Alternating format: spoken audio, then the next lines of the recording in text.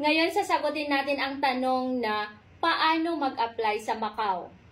Karamihan siya kasi sa mga followers ko, mga comment na nakikita ko sa mga video post ko about sa mga job hiring dito sa Macau is paano po mag-apply sa Macau. So yan, may mga nagme-message din sa akin pero pasensya na, di ko kayo talaga kayang replyan isa-isa. Kaya gumawa na lang ako ng video and I will be posting this para masagot yung mga tanong ng karamihan kung paano mag-apply sa Macau.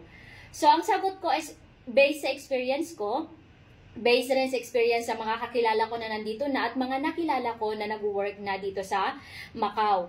So paano po ba talaga mag-apply as a domestic helper or any other jobs dito sa Macau?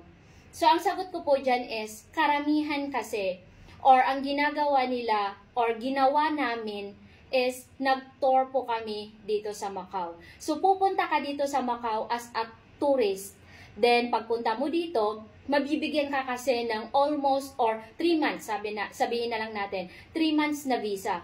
As long as makuha mo yung or masunod mo yung pattern. Kasi may pattern na naman eh. May pattern kung paano mag-exit pag naubos mo na yung visa. First visa mo na ibibigay nila sa'yo, tapos di ka pa nakahanap ng work, kailangan mo mag-exit. So, may mga pattern na ganun para makuha mo yung, I think, 90 or 95 days. So, yan po.